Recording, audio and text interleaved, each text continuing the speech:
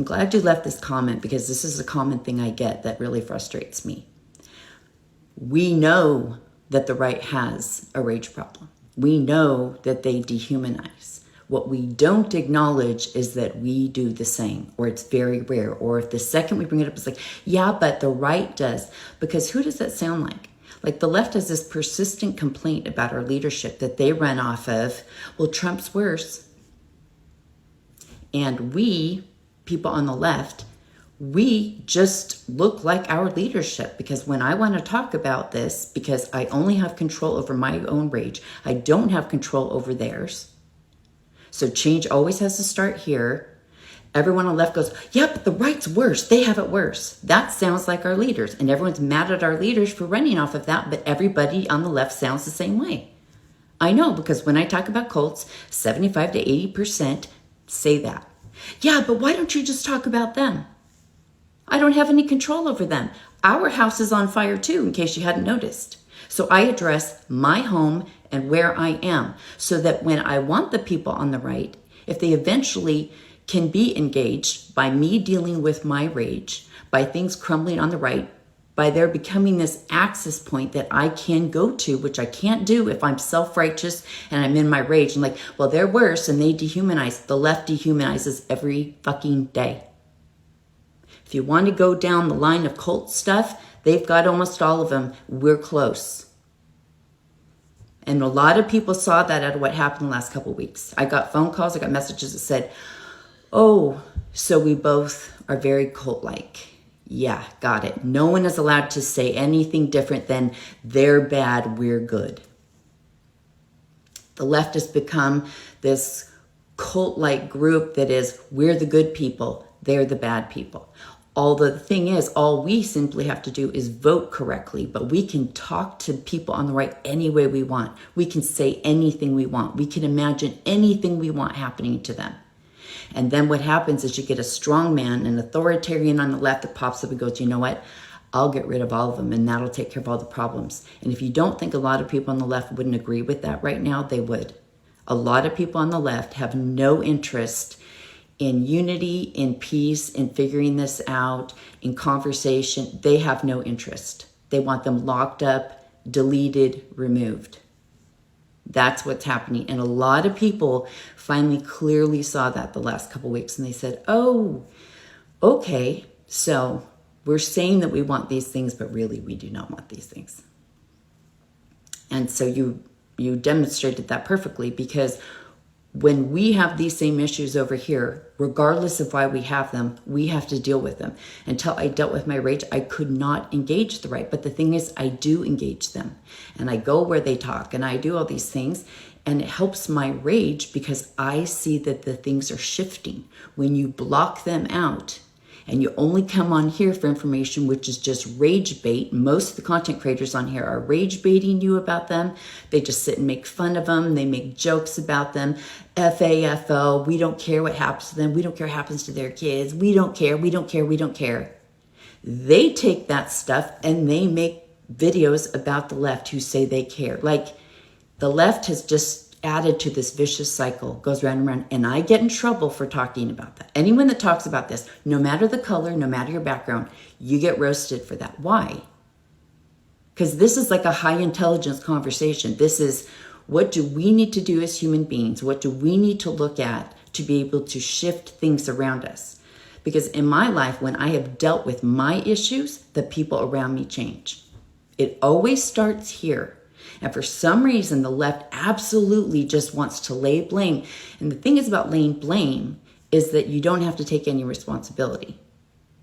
People that have a lot of trauma, they just want, they want the relief of blame. Like even with my mom sometimes, something will come up. She voted Kamala. She just read her book. She watches all documentaries and studies everything to catch up on what she needs to understand how she voted and why she was in the cult. Okay. And still sometimes I'll feel angry at her because of her vote, even though I voted that way when I was younger. Most people I do, it was like, it is not personally her vote, but the left wants to blame, to Because if you take any responsibility for that, it makes you feel vulnerable, it makes you feel out of control. The left wants to feel in control, so it wants to take all the blame and just put it over there and say, if we just did something about that, then this would end. It wouldn't. We have leaders that are corrupt on our side, and yet we're telling everyone to jump on our side, but our house is out of order too. And for months I've been saying, our house has to be in order first. Because even if Trump dies, the reason they will vote again against us, one would be abortion, but the other one is the way that the left acts. And you don't have to like that, but that is the reality of it. I've been trying to engage more people on the right to see where they are, and they bristle when I try and talk about anything because of how they've been attacked. They've been called murderers. They've been called rapists. They've been called pedos. They've been called all these things. People who don't even know much of what's going on. And they're like, why are they saying this? Because most of the people over there don't know what's going on. And people on the left make up a caricature of like someone from January 6th or, one of these really crazy people, or Mike Johnson or Steve Miller. Like, you take that persona and you put it on all of them on the right. I have neighbors above me, to the sides of me, all around me that are MAGA. They are the kindest people. They just are confused about the voting because they are in a cult. And they cannot see or hear what you see. They think they are doing good things.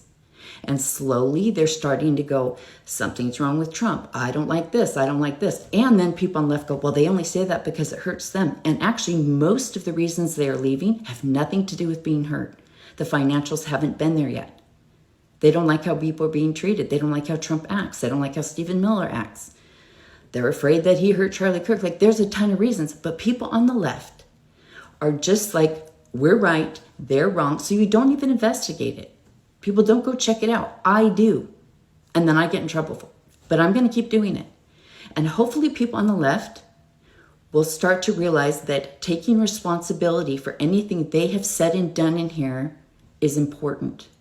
That will make the hugest difference, because people want to act like once we get the midterms and once we do this, then what? Because we still have people over here that hate us and we hate them. That doesn't work. This isn't really a matter of right or wrong. It's what works. That's why I come in here and I talk about strategies. People on the left don't want to hear about strategies. Like, no, I'm not going to. They're just pieces of shit. Okay. Then what kind of future are you looking for? I'm looking for a future. The things I talk about create future. What people on here talk about are past and that they're mad now, and they want their actions just to be stomping and screaming and yelling. But what does that provide us for the future? How does that protect minorities? Because that attitude of like, but they're worse, so I'm just going to do what I want to do. How does that protect children in the future? How does that change future votes? How does that have people that don't vote want to come vote with us? Because people look at what we say and do. The right watched what happened the last couple weeks. They specifically were looking to see if they could unite with us to stop Trump in specific ways or to stop ICE. And they saw that they would not be permitted to do so. So the left equally has one, and it's just twisted, but really they've become mirrors of each other. And the left will say, but ours is the right mirror. Okay? Destruction is destruction.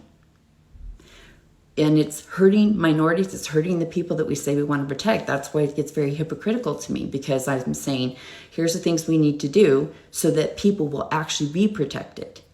And then people left like, no, I'm not going to do that because they're worse. Well, if that's the attitude, then you will get what you get.